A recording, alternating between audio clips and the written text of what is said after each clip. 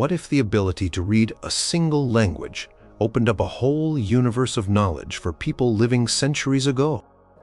What if that language connected entire continents during a time of fragmented kingdoms and vastly different local tongues? We are talking about the medieval period, roughly from the 5th to the 15th century. Number 5. Language of the Church and Theology. The Roman Catholic Church stood as the central pillar of intellectual life across Western Europe for 1,000 years. Its influence spread from the smallest village church to the grandest cathedral, from isolated monastic cells to the bustling halls of early universities.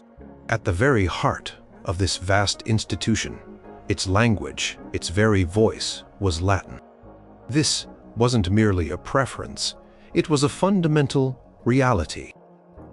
Every priest, every bishop, every pope communicated, taught, and prayed in Latin.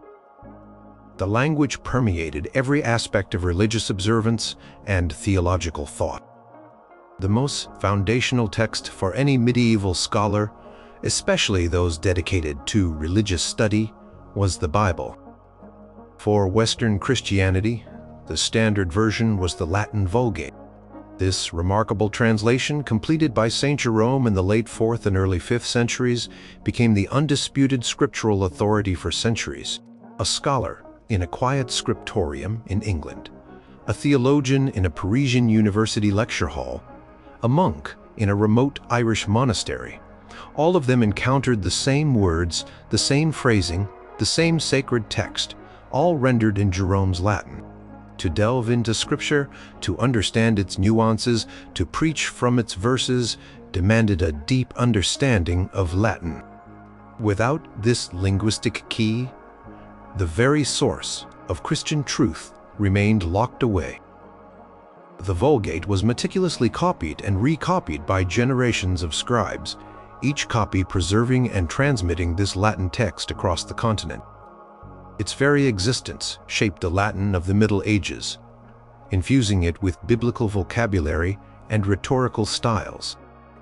Beyond the Bible itself, the entire liturgy of the Church unfolded in Latin. The Mass, the central act of worship, was recited, sung, and performed in Latin from the opening Introribo ad altere Dei to the final Ite Missa Est. The sacraments, the blessings, the prayers, the hymns, all of them were in Latin. Imagine a pilgrim traveling from Scandinavia to Rome. They would find the same Latin words spoken in the Mass in their homeland as they heard in the grand basilicas of the Eternal City. This uniformity created a shared spiritual experience, a linguistic bridge that transcended local dialects and political boundaries. For a scholar, particularly one destined for the priesthood or a monastic order, memorizing and understanding these Latin liturgical texts was a core part of their education and their daily life. They needed to grasp the theological meaning embedded within these ancient phrases. Towering intellectual figures of the early Christian Church, known as the Church Fathers, composed their monumental works in Latin. Saint Augustine of Hippo, whose Confessions and City of God continue to resonate with readers today, wrote entirely in Latin. His profound theological insights, his philosophical explorations of human nature and divine grace, were accessible to medieval scholars only through his original Latin writings. Saint Ambrose of Milan, Pope Gregory the Great, and countless other influential thinkers of the early medieval period articulated their doctrines, sermons, and commentaries in Latin. These works formed the bedrock of medieval theology. Scholars spent years poring over these texts, debating their interpretations, drawing upon their wisdom to construct new theological arguments. The intellectual inheritance of the Church was a Latin inheritance. The institutional machinery of the Church also operated entirely in Latin. Papal bulls, which were official pronouncements from the Pope, were issued in Latin. Decrees from church councils, such as the momentous Fourth Lateran Council in 1215, were drafted and disseminated in Latin. Letters from bishops to their clergy, from abbots to their monks, From religious orders to their patrons, these vital communications relied on Latin. To participate in the administration of the Church, to understand its laws, to follow its directives, or even to challenge its authority, a scholar needed to command Latin. The Church's legal system, known as Canon Law, was also exclusively Latin. Gratian's Decretum, a foundational collection of canon law from the 12th century, presented its vast body of church law in Latin. Lawyers and judges in ecclesiastical courts relied on their Latin skills to interpret and apply these complex legal principles. Monastic life, a central component of medieval scholarship and piety, was deeply rooted in Latin. The rule of Saint Benedict, which guided thousands of monasteries across Europe, was written in Latin. Monks and nuns were expected to live by its precepts, to recite their daily prayers from Latin texts, and often to engage in the copying of Latin manuscripts. The scriptoria, where monks diligently copied and preserved ancient texts, were workshops of Latin scholarship. They not only trapezoed the Bible and the works of the Church Fathers, but also produced new commentaries, chronicles, and theological treatises, all in Latin. These monastic centers served as crucial custodians of Latin learning during periods when broader literacy declined. Theological debates, the very lifeblood of medieval intellectual inquiry, happened entirely in Latin. Scholasticism, the dominant philosophical and theological movement of the High Middle Ages, found its expression in Latin. Thomas Aquinas, arguably the most influential theologian of the medieval era, composed his multi-volume Summa Theologica in Latin. His rigorous logical arguments, his nuanced distinctions, his synthesis of Christian doctrine with Aristotelian philosophy are all contained within this vast Latin work. Other scholastic thinkers like Duns Scotus, William of Ockham, and Albertus Magnus similarly used Latin as their intellectual tool. They debated complex theological questions, the nature of God, the problem of evil, the relationship between faith and reason through highly structured Latin disputations and written commentaries. The very language of these debates, with its precise grammar and vocabulary, allowed for the subtle distinctions necessary for advanced theological reasoning. For a young man entering the Church, either as a priest or a monk, Latin was not just a subject. It was a fundamental requirement for their vocation. Seminaries and monastic schools provided rigorous Latin instruction. They learned to read, write, and speak Latin, preparing them for a life immersed in Latin texts and Latin rituals. Without fluency in Latin, a career in the Church, the most prominent pathway to intellectual engagement in the Middle Ages, was simply impossible. Latin was the key that unlocked the spiritual and intellectual world of medieval Christianity. It was the language of salvation, of doctrine, and of divine worship, binding together a diverse continent under a common spiritual authority. Number 4. Language of learning and education. During the medieval period, the emergence of the university system marked a profound shift in intellectual life. These institutions, springing up across Europe from the 12th century onwards, became the primary centers of advanced learning. From the bustling streets of Paris to the ancient halls of Bologna, from the spires of Oxford to the medical schools of Salerno, a truly international community of scholars and students began to form. And at the heart of this vibrant intellectual network, the universal medium for teaching, debate, and discovery was Latin. Imagine a student arriving at the University of Paris in the year 1250, eager to pursue studies in theology, philosophy, or the arts. This student might have traveled from England, from Germany, or from Italy. Their native tongue could have been Old English, a Germanic dialect, or an early form of Italian. Yet, once they stepped into a lecture hall, the language of instruction was undeniably Latin. The professor would deliver their lecture in Latin, reading from a Latin text. Students would take notes in Latin. Debates and discussions, known as disputations, were conducted entirely in Latin, requiring not only comprehension but also the ability to articulate complex arguments on the spot. This linguistic uniformity allowed a scholar from any part of Western Europe to matriculate at any university, understanding the lectures and participating fully in the intellectual life, regardless of their origin. It fostered a genuinely international intellectual community.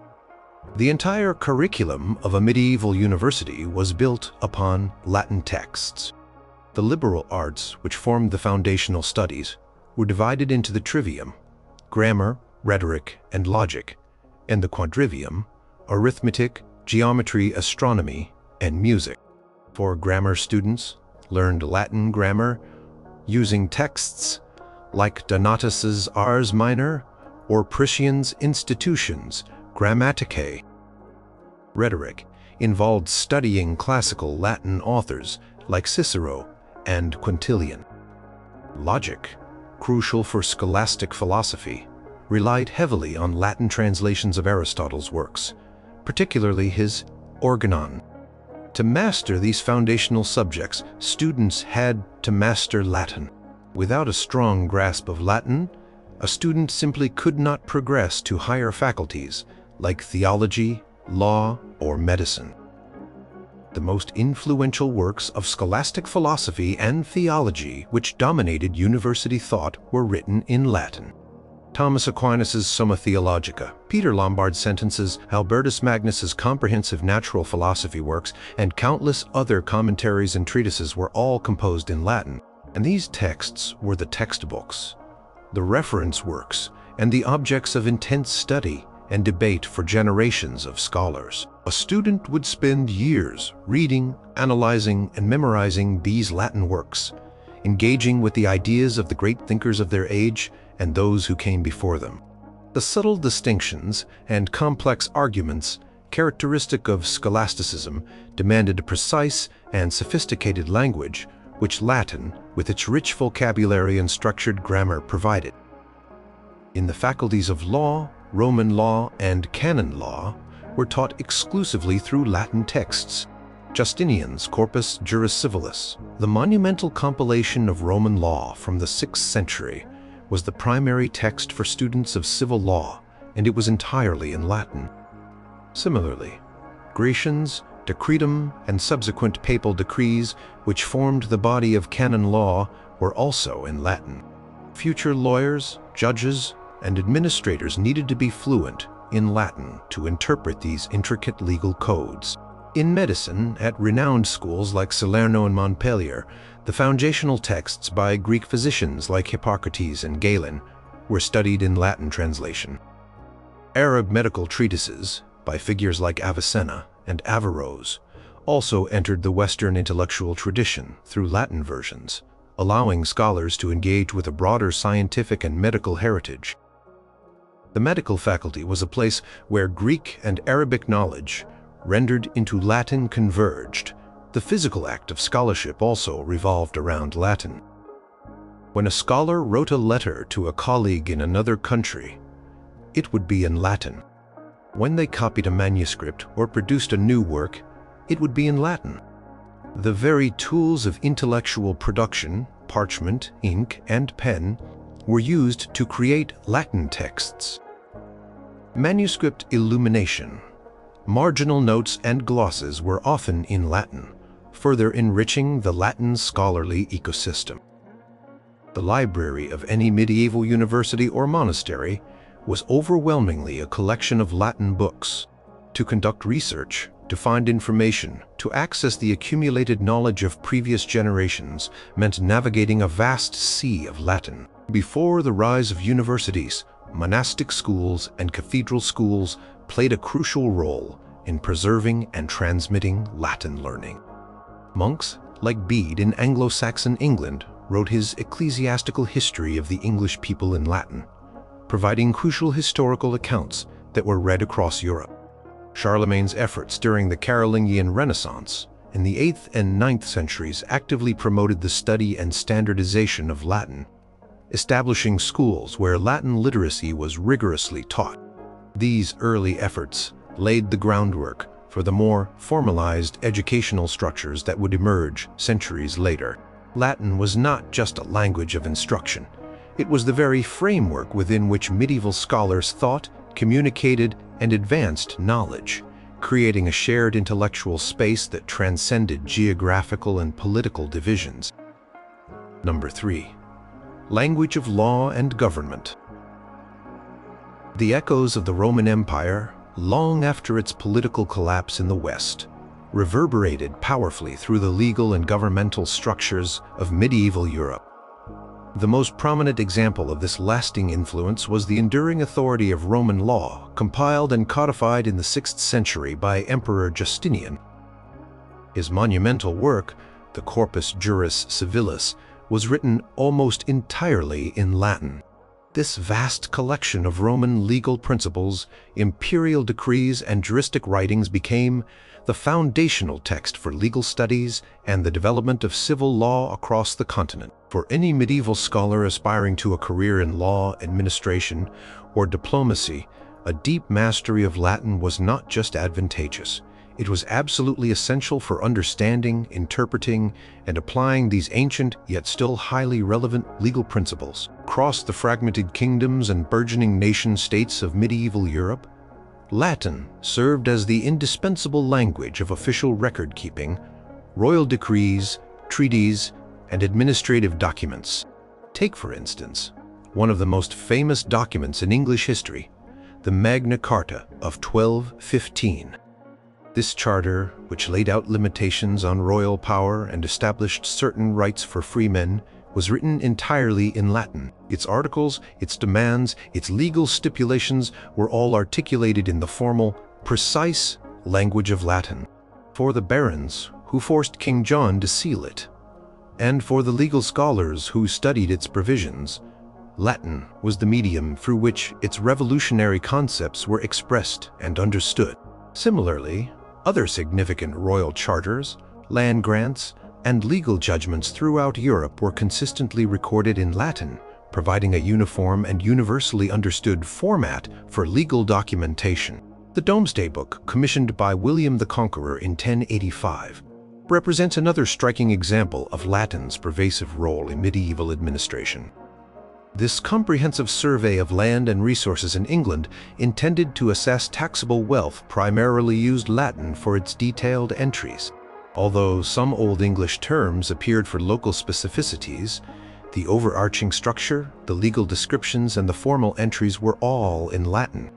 This allowed royal officials and administrators, many of whom were educated in Latin through monastic or cathedral schools, to interpret and utilize this vital administrative record across different regions of the kingdom. Beyond the secular law, the vast and influential body of Canon Law, the legal system of the Roman Catholic Church, was also exclusively conducted in Latin. Papal bulls, which were official pronouncements from the Pope, were issued in Latin. Decrees from church councils that established doctrine or regulated ecclesiastical life were written and disseminated in Latin. Court proceedings in church courts, which handled matters ranging from marriage disputes to heresy trials, were conducted in Latin and their records kept in Latin. Gratian's Decretum, compiled in the 12th century, became the standard textbook for canon lawyers and a crucial reference for ecclesiastical judges.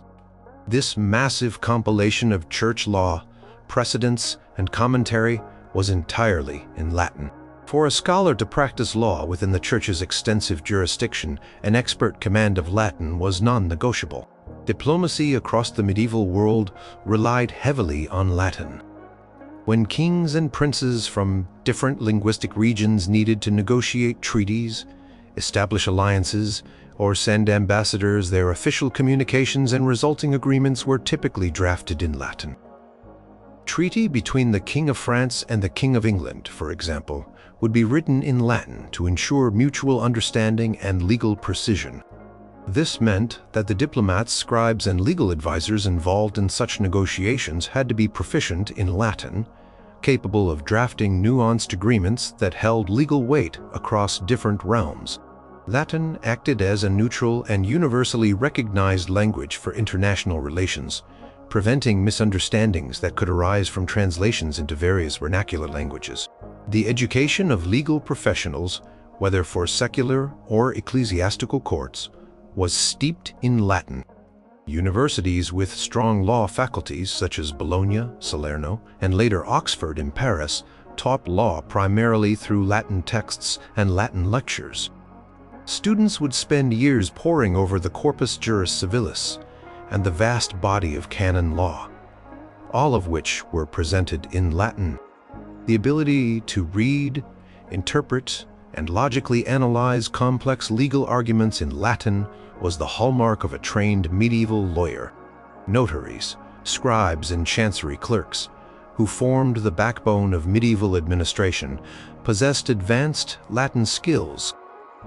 Their work involved drafting legal documents, recording court proceedings, and maintaining official registers, all tasks that required meticulous attention to Latin grammar, vocabulary, and legal phraseology.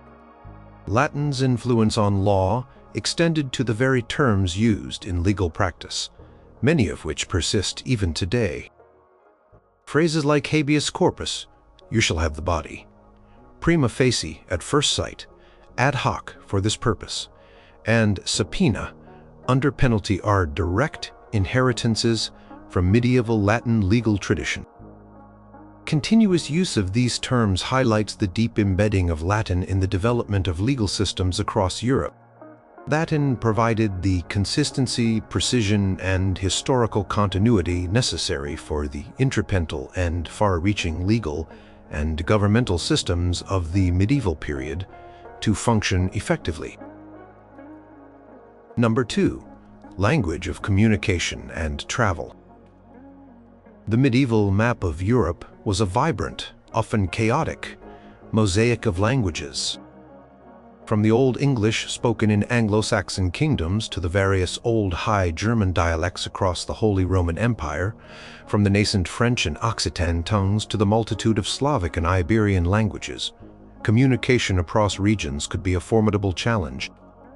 Yet, amidst this linguistic diversity, a single language consistently served as the universal bridge for the intellectual elite, the clergy, the diplomats, and even many merchants and pilgrims: Latin. It functioned as the undisputed lingua franca, allowing people from vastly different backgrounds to communicate, share ideas, and conduct business across vast distances. Imagine a scholar in the 13th century, perhaps a bright young student named Robert from England, desiring to study theology at the prestigious University of Paris. Robert's native language was a form of Middle English, largely incomprehensible to a Parisian. However, because he had diligently studied Latin in his monastic school, he could arrive in Paris, attend lectures delivered in Latin by a French master, engage in Latin debates with students from Italy or Germany, and consult Latin texts in the university library. This shared linguistic foundation removed significant barriers to intellectual migration and collaboration. Scholars traveled frequently between the burgeoning universities of Europe, from Bologna, renowned for law, to Salerno for medicine, to Oxford for theology and philosophy. This movement of scholars was crucial for the dissemination of knowledge, the cross-pollination of ideas, and the intellectual development of the continent.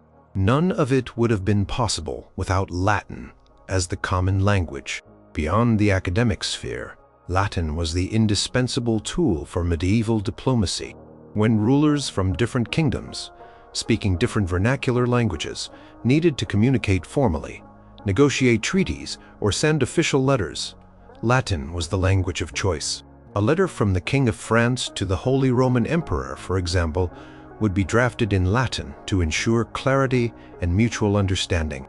Ambassadors and envoys, often highly educated clergy or legal scholars, were fluent in Latin, enabling them to conduct intricate negotiations on behalf of their sovereigns. The records of these diplomatic exchanges, the signed treaties establishing peace or alliance, were meticulously preserved in Latin, creating a permanent and unambiguous record that transcended linguistic boundaries.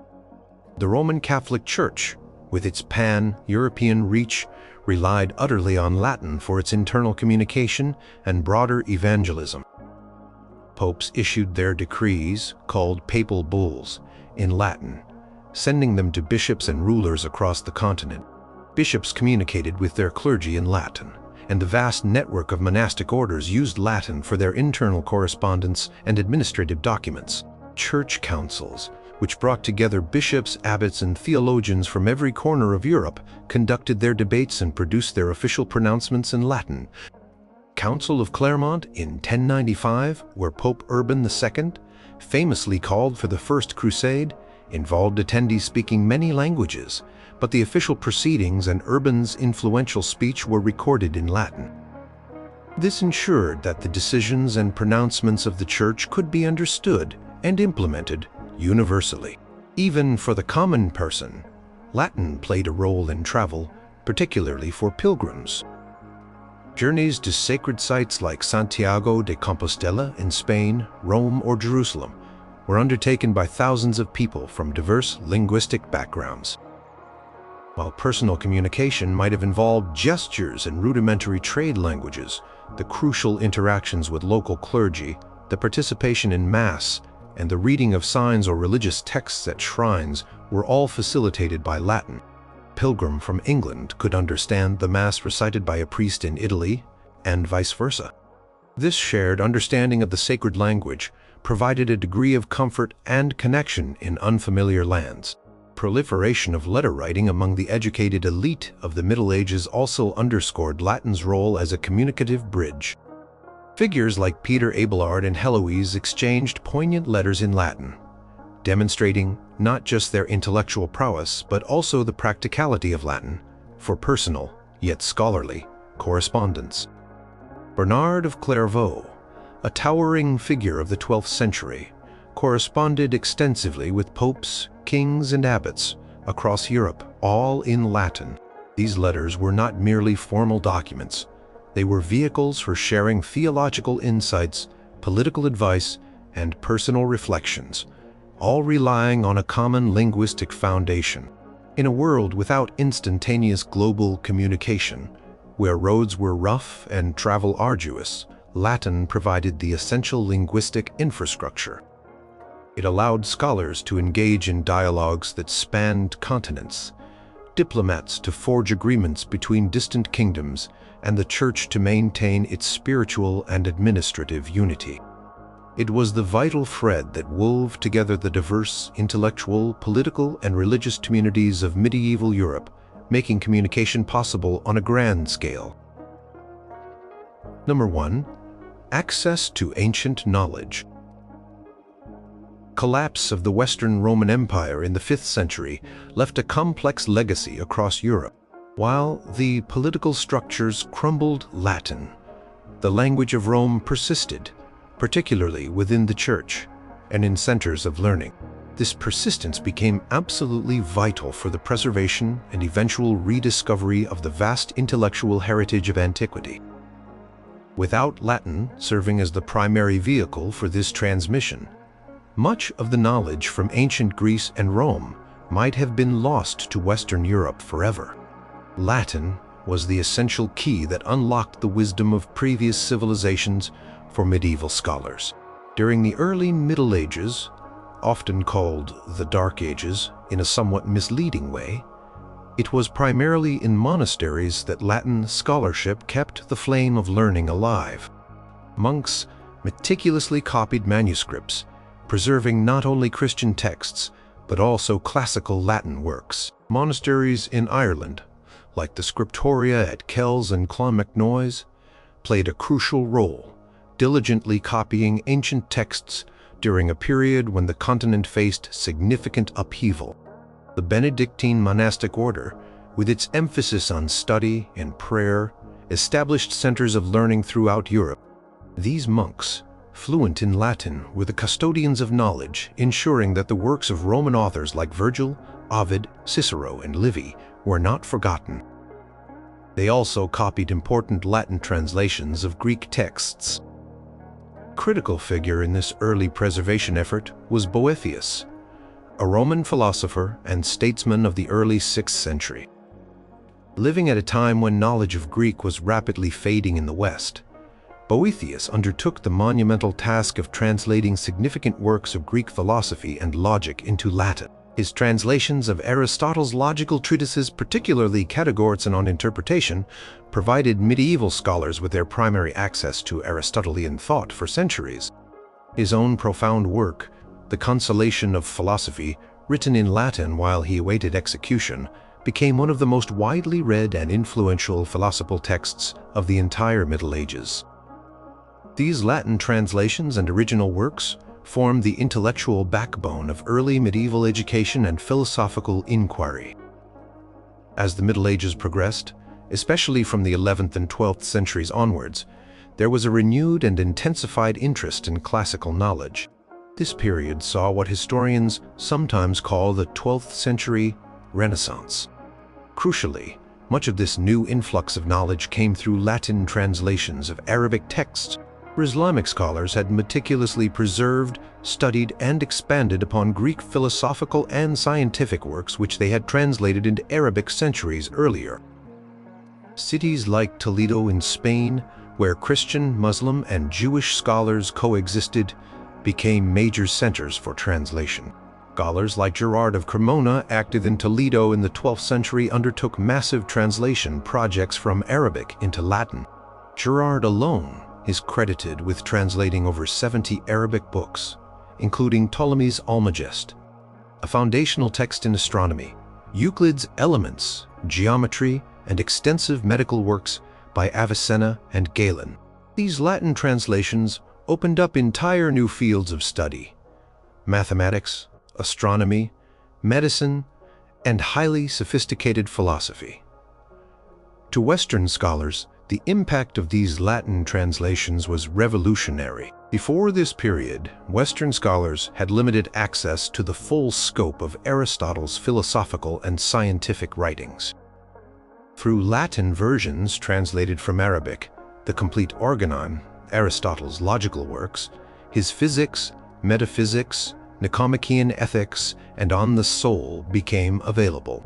This vast body of knowledge fundamentally reshaped medieval philosophy and theology, leading to the rise of scholasticism. Thomas Aquinas, for instance, devoted much of his intellectual life to synthesizing Christian theology with Aristotelian philosophy, a monumental task made possible only by the availability of Aristotle's works in Latin. Medical schools in places like Salerno and Montpellier similarly relied on Latin texts. They studied Latin versions of Hippocrates and Galen alongside Latin translations of Arabic medical treatises like Avicenna's, the Canon of Medicine. This composite body of Latin medical knowledge formed the basis of medical education and practice for centuries, allowing medieval physicians to build upon the cumulative wisdom of ancient Greek and Islamic medical traditions. For scholars engaged in proto-scientific inquiry, like Roger Bacon or Albertus Magnus, Latin was the language of their investigations and their written findings. They drew upon the newly translated Latin texts on optics, alchemy, and natural philosophy, and they contributed their own observations and theories, all articulated in Latin. This allowed their work to be read and built upon by other scholars across Europe, creating a network of shared knowledge and intellectual progress. Without Latin, the vibrant intellectual landscape of the High Middle Ages would have been unimaginable. Latin acted as a linguistic bridge connecting medieval scholars directly to the accumulated knowledge of the Greeks and Romans, and indirectly to the vital contributions of the Islamic Golden Age. It was the common language through which ancient texts were preserved, disseminated, studied, and ultimately built upon, forming the very foundation of Western intellectual development.